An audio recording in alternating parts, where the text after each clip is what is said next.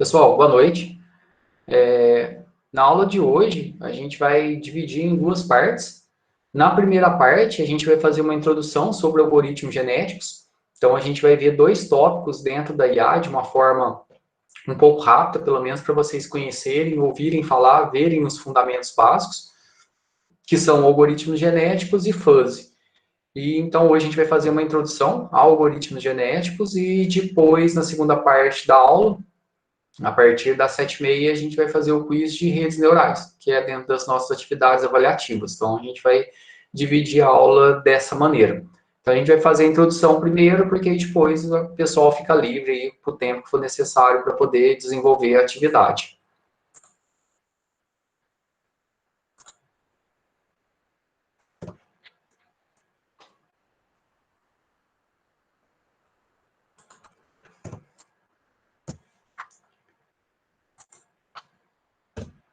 Então, a gente vai fazer uma introdução a algoritmos genéticos. Então, como eu disse, é um tópico dentro da IA. A gente pode pensar em inteligência artificial na grande área como uma grande caixa de ferramentas.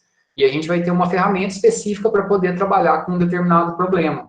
Assim como se eu quero serrar uma tábua, eu vou usar um serrote, não uma chave de fenda. Ou se eu quero colocar um prego em algum lugar, eu vou usar um martelo e não um serrote. Dentro da IA, a gente tem diferentes técnicas, diferentes algoritmos para poder resolver diferentes problemas. E algoritmos genéticos está dentro da IA, sai daquela parte de machine learning, porque basicamente algoritmos genéticos é utilizado dentro da classe de otimização de dados. Então eu tenho um problema complexo que eu não consigo resolver ele na maioria das vezes em tempo computacional hábil, e a gente consegue lançar a mão para poder utilizar uma heurística que se aproxime o máximo possível do melhor cenário que a gente possa chegar. Então, assim como outros algoritmos da IA, algoritmo genético é um algoritmo bioinspirado e inspirado na evolução das espécies. Então, a gente vai entender algumas nomenclaturas também, a gente vem lá da evolução das espécies. Sempre quando a gente entra dentro de um determinado tópico, eu gosto de falar quem são os autores, quais são os principais livros, algumas referências. Então, quando a gente vai falar de algoritmos genéticos, ele foi desenvolvido por John Holland e seus alunos lá em 1975, na Universidade de Michigan. O John Holland ele era o orientador de mestrado e doutorado lá. E o David Goldberg, ele era um dos alunos do John Holland e ele deu uma das melhores aplicações para poder resolver problemas na área de engenharia. Então, tinha alguns problemas complexos lá de otimização, então, algoritmos genéticos nasceu daí. Então, tem esse livro aqui, Adaptação Natural e Sistemas de Inteligência Artificial, do John Holland, que é um clássico, mais o livro que é o mais utilizado na área de algoritmos genéticos é do David Goldberg, que foi aluno aqui do John Holland, que é esse aqui sobre algoritmos genéticos na busca e otimização. E dentro de machine learning, dentro dessa área de IA. Então, o algoritmo genético, ele remete desde a teoria da evolução das espécies, de Darwin, até a teoria da seleção natural de Mendel. Então, Darwin já falava lá em 1859 que quanto melhor o indivíduo ele se adaptar ao ambiente, mais chance ele vai ter de sobreviver e gerar descendentes. E essa é a lógica dos algoritmos genéticos. Então, a gente vai gerar uma possível solução para um problema, e quanto melhor essa solução for para resolver esse problema, a gente vai manter ela, a gente vai perpetuar ela e aplicar os chamados operadores genéticos. Então, a gente usa essa lógica aqui. Então, lá Darwin também falou que as espécies evoluem pelo princípio da seleção natural e sobrevivência do mais apto. Então, durante esse processo de evolução, dentro do nosso algoritmo genético, a gente vai ter soluções. As soluções que tiverem um score, uma pontuação mais baixa, na maioria das vezes, ela não vai progredir. Ou seja, ela não vai passar às novas gerações. Enquanto aquelas soluções que tiverem um maior score, uma maior potencialidade de resolver aquele problema que a gente está trabalhando, ele vai perpetuar, ele vai fazer cruzamentos e as suas características a gente sempre vai buscar manter. Então, seguindo esse princípio da seleção natural, o algoritmo genético também ele é bioinspirado. E também se inspira lá na teoria lá do Mendel, que é considerado o pai da genética. Então, todo mundo lá lá no ensino médio, ou um pouco antes lá, estudou sobre a teoria da evolução lá e dos experimentos de Mendel lá, fazendo cruzamento com ervilhas, das cores das ervilhas, e vai vendo que dependendo do cruzamento, qual que se prevalece adiante, dependendo do ataque que ela consegue sobreviver, ataques de insetos. Então, Mendel fez todos esses experimentos. O que foi de encontro lá com Darwin, ou seja, as espécies que melhor se adaptam e que têm características que são mais importantes, elas vão seguir adiante. Então, dentro de algoritmo genético, a gente tem essa teoria da evolução, aonde os indivíduos eles competem entre si dentro de um ambiente com recursos limitados. Os indivíduos mais fracos, eles tendem a não se perpetuar, ou seja, mas isso não quer dizer que a gente vai matar todos os indivíduos que não tiverem as melhores características. Então, a gente vai ver como fazer isso. Mas os indivíduos que tiverem as melhores características, a gente vai manter sempre eles. Ou seja, dentro de uma possível solução para um problema, aquele que está tendo maior score é o que a gente tende a deixar. E os indivíduos mais aptos, eles vão progredir. Então, essa lógica da teoria da evolução, ela é toda utilizada dentro de algoritmos genéticos.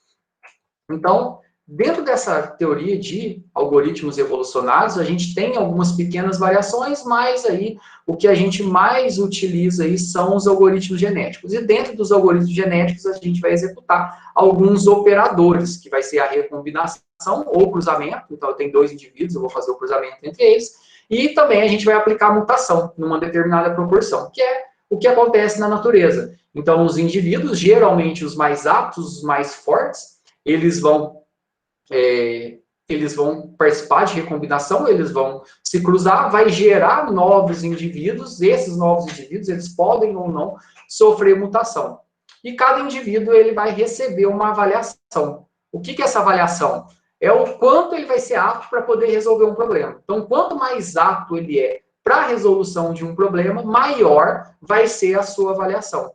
E, consequentemente, ele vai ter uma maior chance de sobreviver. Então, algoritmos genéticos, que é o que a gente vai trabalhar, é uma sub-área de algoritmos evolucionários. Dentro dessa área em si, tem algumas variações, mas o que prevalece mesmo são os algoritmos genéticos. Então, como eu falei, ele é bioinspirado, o nome dele é uma metáfora baseada no processo biológico de evolução natural, e algoritmos genéticos são técnicas heurísticas de otimização global. Heurística porque ela não é determinística. Ou seja, eu não vou conseguir chegar, eu garanti esse é o melhor resultado de todos. Eu vou chegar a falar, o que o algoritmo genético me dá esse é o melhor resultado possível, dentro do tempo hábil que a gente tem. Ou seja, ele é um algoritmo de otimização global. E a gente vai entender isso claramente na hora que a gente fazer um primeiro exemplo aqui. Então, são algoritmos baseados nos mecanismos de seleção e busca natural. O que é otimização? Eu tenho um espaço de busca muito grande. E para mim varrer esse espaço de busca muito grande é muito difícil. Na maioria das vezes, eu tentar todas as possibilidades possíveis. Eu não tenho tempo hábil para tentar todas as possibilidades que eu possa fazer. Então, o que eu vou ter? Eu vou fazer o melhor possível no tempo que eu tenho. Então, um exemplo de otimização que a gente tem é se você está lá em cima do telhado e você tem uma antena, formato de uma antena parabólica, como essa que a gente está vendo. E a gente tem que achar um sinal. Então, aí alguém vai pegar e vai começar a virar a antena para tudo quanto é lado até achar o sinal. E outra pessoa está olhando, você mesmo está olhando. Se você for varrer todas as coordenadas de x, y e z que você tem ali, direita, esquerda, para cima, para baixo, para todo lado ali que você vai varrer, você tem muitas combinações. Então, quando você começar a chegar num determinado ponto que começou a dar sinal, você vai fazendo um ajuste fino, você vai melhorando, melhorando, melhorando, até que você chegue na melhor solução que você tinha para o tempo que você estava ali. Você não vai ter, talvez, horas e horas para varrer todos os pontos possíveis e garantir que aquela solução que você está dando, ela é a melhor que existe. A solução que você vai dar é a melhor possível no tempo hábil. Então, não é uma solução determinística. Ela é uma solução probabilística ali dentro de todas as possibilidades que você tem. Você está chegando no melhor possível em um tempo hábil. Quando a gente vai trabalhar com otimização, que é o que a gente utiliza em algoritmos genéticos, a gente vai ter o espaço de busca e uma função objetivo. O espaço de busca são todas as possibilidades. Ou seja, eu quero achar qual que é o menor caminho. Ah, entre quantas cidades? Entre 3, entre 4, entre 5, entre 10? Ah, se eu sei o ponto de saída, chegada, tranquilo. Se eu quero achar o melhor caminho entre 20 cidades e eu não sei de onde que eu vou sair, aonde que eu vou chegar, eu só quero saber qual que é o melhor roteiro, então o meu espaço de busca ele fica muito grande. E a minha função objetiva é o quê? É o que eu quero fazer. Então, qual que é o meu objetivo? Ah, eu quero saber qual que é o menor tempo ou menor quilometragem que eu vou ter para percorrer 20 cidades, não importa saindo de qual para qual, mas eu quero ter o menor percurso. Então, a função objetiva é o quê? É aquilo que eu vou avaliar. Como que eu vou avaliar? O menor peso, a menor distância, o que é mais rápido, etc. E o espaço de busca é tudo que eu tenho que procurar. São todas possibilidades para poder resolver o problema. Um dos problemas clássicos que a gente vai ver amanhã, não vai dar tempo da gente programar junto, por questão de tempo mesmo. A gente vai ver esse problema da mochila, que é um problema clássico dentro de algoritmos genéticos. Qual que é o problema aqui? Eu tenho uma mochila e eu quero levar o máximo de quantidade de itens, limitando meu limite, respeitando meu limite de peso, que no caso aqui, esse exemplo é 15 quilos, e respeitando qual que é o benefício que ele vai me dar. Então, se eu posso carregar 15 quilos, eu tenho um objeto que pesa 2 quilos, que ele vale 4. Eu tenho um objeto que pesa 1 quilo, que vale 2. Eu tenho um objeto que pesa 4 quilos, que vale 10. Imagina que eu tenho lá muitos objetos. Quanto mais objetos, mais possibilidades. Então, qual que é o arranjo que eu vou ter de objetos que eu alcance o maior valor possível, respeitando o meu limite de peso, não é o menor peso possível, respeitando os 15 quilos. Então, esse é um problema de otimização que ele é extremamente complexo, que ele é um problema que a gente chama de NP difícil, ou NP completo, que são problemas não polinomiais, ou seja, não sei a base, não sei o expoente. Ou a minha base ali, ou eu elevo a um expoente qualquer. Então, isso é bem complicado. Nesse caso aqui, eu vou ter a quantidade de objetos que eu tenho aqui, frente a todos os arranjos que eu posso ter. Então, pode ser que eu leve um objeto, pode ser que eu leve dois, pode ser que eu leve três, pode ser que eu leve quatro. Então, eu tenho que testar o quê? A quantidade de objetos elevado a 1, tipo, a quantidade de objetos elevado a 2, quantidade de objetos elevado a 3, e somar isso tudo é todas as possibilidades para resolver esse problema. Então, esse é um problema que, se eu tiver 50 itens, ele já se torna bastante complexo. Então, cada item que eu vou ter, ele tem um benefício, pode ser um valor, pode ser o que ele é bom, é a pontuação dele. E ele vai ter um peso, e eu tenho que respeitar um determinado peso. Então, qual que é o arranjo que eu vou fazer? Eu vou ter que ter uma solução, que é isso que a gente vai ver amanhã. Então, como que a gente pode representar isso? Cada solução, que a gente vai chamar de cromossomo, que é um vetor, a gente pode fazer um cromossomo de 0 e 1, onde 0 esse item não existe e 1 esse item existe. Então, por exemplo, aqui, ó, se o item 1 no cromossomo está 1, quer dizer que eu estou levando. Se no item 2 o cromossomo está 0, quer dizer que eu não estou levando. Isso aqui, respeitando aqui esses itens. Então, pode ter um item que eu vou levar e outro item que eu não vou levar. E a gente vai ver, dado cada um dessas possíveis soluções aqui, ó, qual que é a pontuação de cada uma? E, logicamente, ela está respeitando meu limite de peso. Isso aqui são 3 soluções. Quantas soluções eu posso ter? Eu vou ter várias soluções possíveis, que eu posso levar o primeiro e não levar nenhum dos outros. Depois eu posso levar o segundo e não levar nenhum dos outros. Depois eu posso levar o terceiro e nenhum dos outros, e assim por diante. Depois eu posso levar o primeiro, o segundo e não levar nenhum dos outros. Então, a quantidade de arranjos é muito grande. Então, esse é um problema muito complexo de você chegar na solução exata. E, logicamente, como que a gente vai avaliar? Se o meu peso tiver menor que o limite, a avaliação, que a gente vai chamar de fitness aqui, vai receber qual que é a nossa soma do benefício. Mas isso a gente vai deixar para enxergar em detalhes amanhã. O que a gente precisa entender hoje? Eu tenho um problema que ele é muito difícil de resolver e o tempo que eu tenho para resolver ele não é aceitável. Então, eu tenho que testar todas as possibilidades dentro do meu tempo aceitável. Ou seja, eu vou chegar na melhor solução dentro do meu tempo.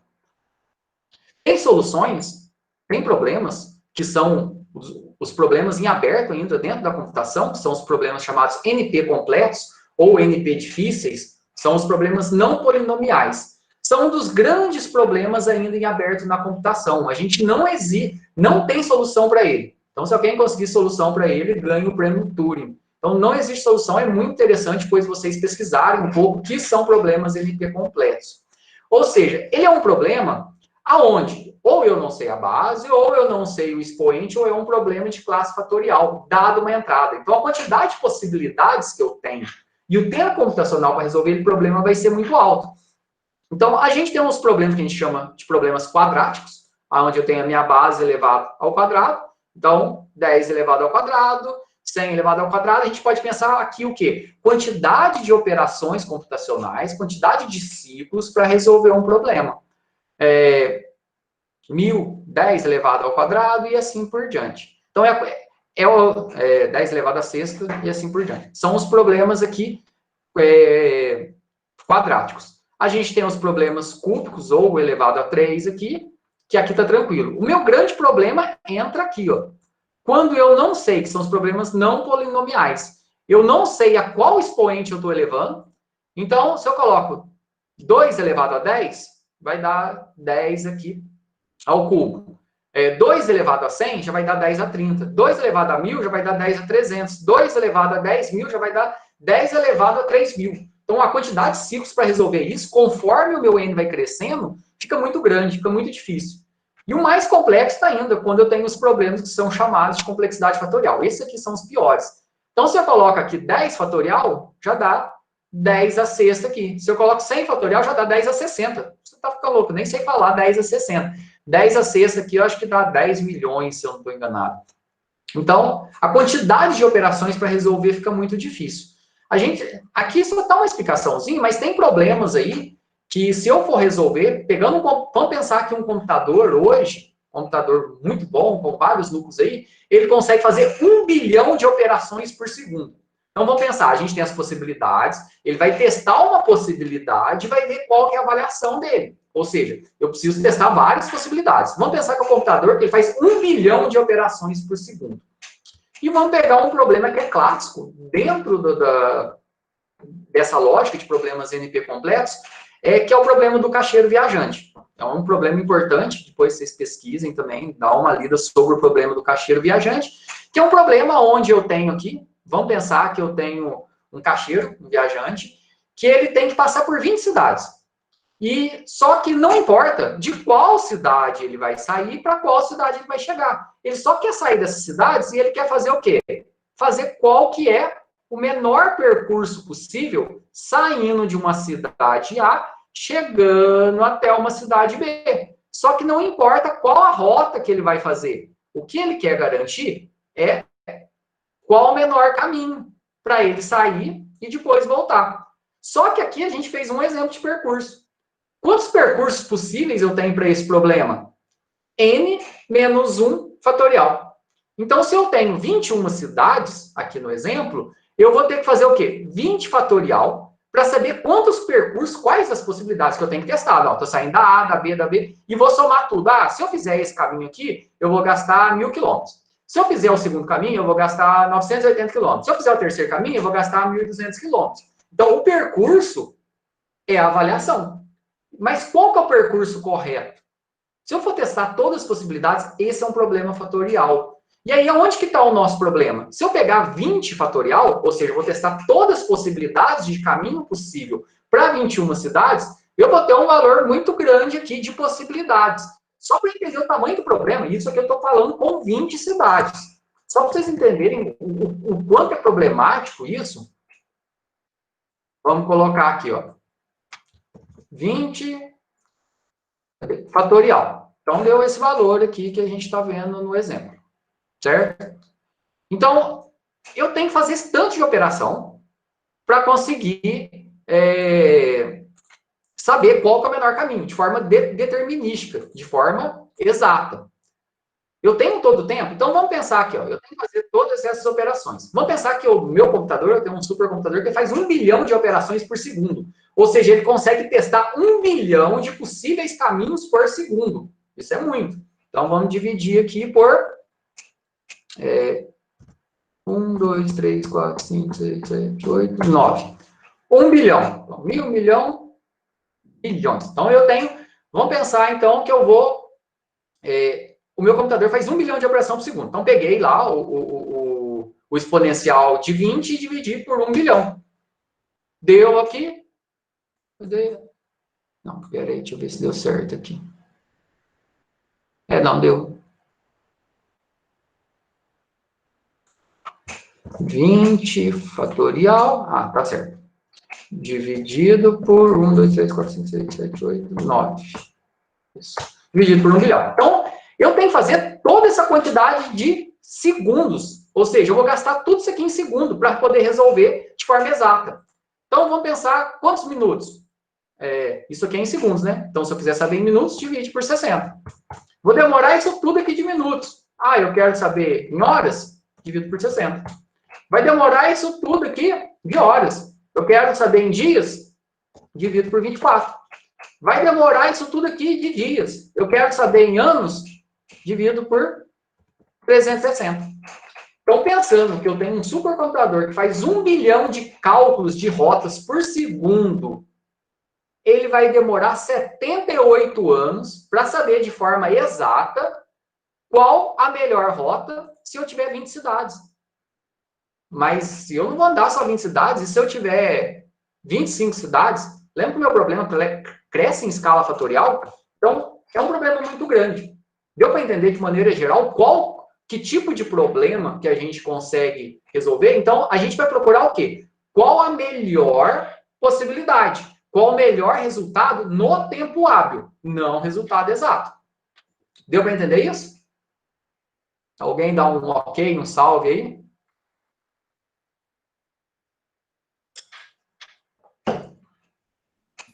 Beleza. Beleza? Então, jóia. Vamos continuar aqui. Eu vou passar dentro das partes essenciais aqui por questão de tempo. Então, a gente vai trabalhar com algoritmos genéticos. A gente consegue programar de forma bem simples, sem utilizar biblioteca nenhuma. Geralmente, a gente vai programando juntos, por questão de tempo. Infelizmente, a gente não vai ter como programar juntos. Então, eu vou deixar lá uma funçãozinha para a gente fazer junto só.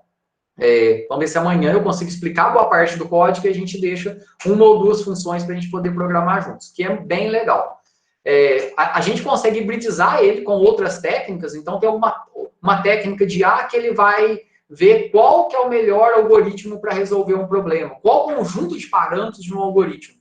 Então eu pego um possível conjunto de parâmetros e hibridizo ele que é com IA. Se eu coloquei esse conjunto de parâmetros, ele me dá esse resultado. É o score. Se eu coloco esse outro conjunto de parâmetros, é esse outro score. Se eu coloco outro conjunto de parâmetros, é outro score. Então, a gente consegue trabalhar junto com outras técnicas. Isso é bem legal. Agora, a gente vai ver alguns conceitos básicos. Algoritmos genéticos, eles manipulam uma população de indivíduos. Então, remetendo lá à biologia, a população são todas soluções que a gente vai tentar. Ou seja, é o nosso conjunto de soluções. Cada indivíduo, ele é uma possível solução. Todos os indivíduos que a gente tem, eles vão ser combinados. A gente vai fazer um crossover, ou cruzamento de um com eles, que vão gerar filhos, que vão poder ou não sofrer mutação.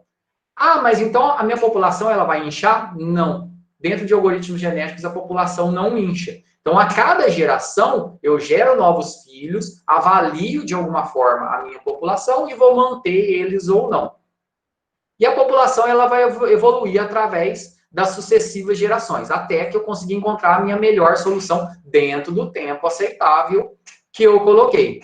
Então, cada indivíduo ele tem um código genético, que a gente vai chamar de cromossomo. Então, e tradicionalmente ele vai ser um vetor. Esse vetor normalmente é um vetor de bits, mas ele pode ser um vetor de reais, ele pode ser uma cadeia de bits que é o normal, ele pode ser um vetor de inteiros, mas o normal é ser um vetor de bits que é o mais fácil de implementar. E a gente vai ver algumas soluções dessa maneira. Então, o que eu vou ter? Eu tenho um problema. Esse problema, eu vou definir um conjunto de soluções, ou seja, todas as possíveis soluções é a minha população. Cada possível solução é o meu indivíduo, que a gente vai chamar de cromossomo. Geralmente, ele vai ser um vetor de bits. Então, algoritmo genético é uma técnica probabilística e não determinística. Então, eu não posso falar que aquela é, com certeza, a melhor solução. Aquela é a melhor solução no tempo que eu tinha para resolver esse problema. Então, a gente vai iniciar um algoritmo genético com uma população aleatória e a gente vai avaliar essa população e depois a gente vai aplicar os chamados operadores genéticos. Então, a gente vai ter uma população inicial. Essa população que a gente vai gerar, ela pode ou não sofrer mutação, então eu vou ter a população, a mutação é depois aqui. A gente vai fazer o cruzamento, que vai gerar novos indivíduos, a minha população ela vai aumentar, então eu tinha uma quantidade que ela aumenta a minha população, os indivíduos que não são tão aptos, eles vão ser eliminados e eu vou gerar uma nova população. Então, qual que é o algoritmo básico aqui? A gente vai gerar uma população inicial, a gente vai avaliar essa população. Então, como que eu gero essa população inicial? Geralmente aleatório. Literalmente, eu gero possíveis soluções aleatórias, logicamente, dentro do meu range ali, dentro do meu intervalo possível. As minhas soluções podem ser valores de 0 a 10. Então, eu vou gerar valores ali dentro de 0 a 10. Vou avaliar elas, ou seja, o quanto essa solução é boa para resolver o meu problema. E depois, enquanto eu não chegar no meu critério de parada, que é o quê? Até que eu consiga um indivíduo que tem uma distância menor que tanto, ou um peso menor que tanto, ou um score maior que tanto. Eu vou selecionar os indivíduos mais aptos, essa é uma técnica. A gente vai aplicar os operadores de crossover ou cruzamento, ou seja, eu vou cruzar os indivíduos que forem mais aptos para gerar novos indivíduos. Vai aplicar ou não mutação, então a mutação não ocorre em todos os novos indivíduos na natureza e também não vai acontecer aqui. A gente vai armazenar os novos indivíduos dentro da nossa população, a gente vai avaliar a nossa população de novo e vai descartar alguns indivíduos. E vai iniciar e a gente vai ficar dentro desse ciclo. Então, é um processo de evolução natural. A diferença é que a nossa população ela não incha, ela não aumenta. Então, a gente vai ter dentro desse ciclo. Então, a gente vai iniciar aqui, a gente vai iniciar uma população aleatória que a gente avalia ela. A partir da avaliação, a gente vai selecionar os indivíduos mais aptos para poder reproduzir.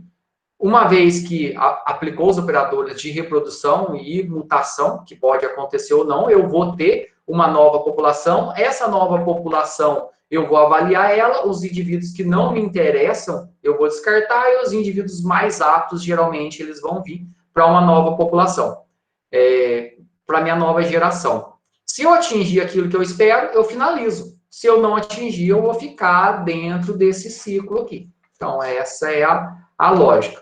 Tem uma ilustraçãozinha aqui que a gente vai ver. Essa teoria do almoço grátis aqui é que, logicamente, ele não vai fazer nada de graça. Tem que ter um conhecimento acerca do problema embutido dentro do algoritmo genético. Que é o quê? Se eu quero otimizar qual que é a menor rota possível, então você tem que ter uma forma de representar isso. Então, aquele problema que você vai resolver, você tem que entender claramente ele para que você consiga representar. Aonde que está a representação do algoritmo genético? Basicamente, ele está em como você vai representar o seu indivíduo, como você vai fazer cruzamento e como você vai fazer mutação. Então, esse processo, como você avalia, todo esse processo é onde que você vai embutir o conhecimento do seu problema. Se eu quero carregar o maior benefício possível, é uma forma de avaliar, vai ser uma resolução. Se eu quero calcular qual que é a menor distância possível e eu tenho um identificador de cada cidade, então não é mais um vetor de bits. Então, dependendo do problema, eu vou ter que ter uma forma de representar. É muito fácil de implementar, mas o teu trabalho vai ser na forma de representar. Aí agora aqui para a gente poder finalizar essa ilustraçãozinha. Então, vamos pensar aqui, ó. A gente tem uma população inicial de 10 indivíduos. Então, se a minha população, se eu falei que ela tem 10, depois que eu gerar novos indivíduos, ela não aumenta. Ela continua com a mesma quantidade. Mas o que vai acontecer com os outros? A gente vai descartar. Então, ela tem 10 indivíduos. Inicialmente, da onde que saiu essa população inicial? Aleatório. Mas eu já sei uma possível solução. Beleza. Você pode pegar uma possível solução do seu problema e já criar alguns vetores que são possíveis soluções melhores que você já tem. Mas, de maneira geral, aleatório. Gerei a minha população inicial. Por que você colocou 10 aqui? Porque é o valor que eu estimei. Quanto maior a população, mais vai demorar, mais complexo vai ficar o meu problema. E aí vai depender muito. E cada indivíduo desse a gente vai avaliar. O que é avaliar cada um desses indivíduos aqui? Pode ser. Cada indivíduo desse aqui pode ser um vetor falando o que eu estou levando na mochila. E aqui está qual que é o benefício, qual que é o valor desses objetos. Então, aqui tem um valor 3, aqui 1, aqui 5, aqui 4, aqui 5. Então, cada indivíduo vai ter um valor, que é o score, que é a forma de avaliação. Se fosse o problema do caixeiro viajante, como que eu iria avaliar ele? Qual que é a menor distância? Se é o problema aqui da mochila, que extrapola para um problema, por exemplo, de um caminhão que ele precisa fazer o transporte de vários itens, e quanto mais itens ele transportar com menor peso, por exemplo, vai ser o maior benefício. Então, como que eu vou avaliar? Quantidade de itens versus menor peso. Então, isso aqui é a avaliação. Avaliei cada um desses 1.000 indivíduos, e o meu critério de término vai ser o quê? Até que eu achar um indivíduo que tenha score 10, avaliação 10, ou eu tiver 40 evoluções, 40 ciclos. Porque, lógico, uma hora eu tenho que parar. Esse é o meu tempo limite. Não adianta eu falar que eu quero chegar no menor tempo para poder viajar as 20 cidades, eu quero que dê pelo menos que 700 quilômetros. E o algoritmo vai ficar tentando ali e não vai conseguir. Então, aqui é o nosso limite. Quantidade de evoluções é a quantidade de ciclos, é o tempo que eu tenho. Então, cada indivíduo desse aqui, e ele foi avaliado, aí, depois, o que a gente vai fazer? A gente vai fazer alguma forma de selecionar indivíduos para participarem do cruzamento. Lógico, aqui nenhum critério foi satisfeito, né? Então, eu não fiz as 40 evoluções e também não tem ninguém que vale 10 aqui. Então, a gente vai selecionar indivíduos para poder fazer o cruzamento. Vai selecionar 6 indivíduos. Então, cada 2 indivíduos vai fazer o cruzamento. Como que essa seleção é feita? Existem diferentes técnicas para se poder fazer isso. Uma das técnicas é a roleta. Ou seja, gira uma roleta. Quanto maior o score, maior a probabilidade do indivíduo ser sorteado. Quanto menor o score, menor a probabilidade. Mesmo quem tem score 0, a gente dá 1 ponto para ele na roleta, para ele ter alguma chance de ser sorteado. É uma das formas. Ou, outra das formas, eu pego, eu garanto que sempre o indivíduo de maior score ele vai ser sorteado. Então, existem algumas técnicas aqui. Então, alguns indivíduos vão ser sorteados. Vamos pensar que está na roleta aqui. Sorteou alguns indivíduos para poderem participar do cruzamento. E esses indivíduos, eles vão fazer o cruzamento. Como que esses indivíduos eles vão fazer o cruzamento? Vai pegar uma parte de um, uma parte de outro. Não pensa num vetor? Eu pego a primeira parte de um, a segunda parte de outro. Mas sempre vai ser no meio? Não. Igual no processo natural, tem indivíduo que tem mais características do pai do que da mãe. E é assim também. A gente vai selecionar um ponto de corte. Tá vendo aqui, ó? Eu pego um indivíduo, e esse primeiro indivíduo, ele tem mais características do primeiro. O segundo indivíduo tem mais características do segundo. Então, a gente fez cruzamento aqui. Reparem que o ponto de corte está diferente, tá vendo? Aqui cortou no meio certinho, aqui não, e aqui também não. Então, esse ponto vai variar de um para o outro. Gerei novos indivíduos. Alguns indivíduos podem sofrer mutação, que é esses dois que aconteceu. Todos vão sofrer. Aqui também sofreu. Todos os indivíduos vão sofrer mutação? Não, porque na natureza também não é assim. Então, a cada 1.000 indivíduos que nascem, um sofre algum tipo de mutação, tem algum tipo de alteração genética. E aqui a gente vai aplicar. Por que essa mutação é importante? Pode ser que meus indivíduos eles vão evoluindo, e lógico, a gente vai mantendo algumas características, e eles vão estagnando. Ou seja, todo mundo vai ficando muito igual. Então, eu vou ter uma população só de indivíduos iguais. E aí, quando você faz uma mutação, você dá uma chacoalhadinha, você muda o indivíduo. Talvez uma mutação que você abaixa o score dele, mas na hora que ele faz o cruzamento, ele chega numa solução melhor. Então, é bem bioinspirado isso. É bem interessante. Ele pode sofrer mutação, e esses indivíduos, eles fazem parte agora da população e todo mundo vai ser avaliado. Esses indivíduos novos também. Então, eu tinha 10, eu gerei 6 novos e avaliei esses 6 novos aqui. A minha nova população agora, ela tinha 10, agora ficou com 16. Minha população não infla no algoritmo genético. Se eu falei que ela começa com 50, ela termina com 50. Se eu falei que ela começa com 10, ela termina com 10. Mas eu tenho 16 agora, o que eu faço? Descarto. Quem que eu vou descartar? Geralmente os que têm o menor score. E existem algumas técnicas híbridas. Você descarta metade que tem o menor score, a outra metade você faz aleatória, nos 50% piores. Então, tem algumas técnicas. E aí você seleciona alguns para poder manter. Então, os que têm o menor score aqui estão sendo descartados. Estão vendo aqui, ó. Os que estão em preto têm o menor score. Então, eles vão ser descartados, os vermelhos vão continuar. Beleza, minha nova população. Então, reparem que minha população ela evoluiu. Eu passei uma geração e ela evoluiu. E agora eu avalio todo mundo e vou ver se eu cheguei aonde que eu quero. Meu critério de término é que alguém chegue com score 10. Então, eu já tenho um indivíduo aqui, ó, que ele tem um score 10. Então, cheguei no meu critério satisfeito, não preciso. E se eu precisasse? Iria continuar nesse ciclo até que eu conseguisse atingir ou o meu ponto de parada, que é a avaliação que eu espero, ou a quantidade de evoluções, que é o tempo hábil que eu tenho para resolver esse meu problema. Ah, foi satisfeito? Acabou. Então, esse é o meu indivíduo que resolve o meu problema. Aqui tem uma atividadezinha que não precisa fazer ela, que a gente não tem tempo para poder fazer. E amanhã, o que a gente vai fazer? A gente vai terminar só um aspecto teórico, rapidinho, e a gente vai para a parte prática, que é a parte mais interessante. Nessa parte introdutória, deu para entender o que é o algoritmo genético, a que tipo de problema que ele se aplica e qual que é a lógica de funcionamento geral dele?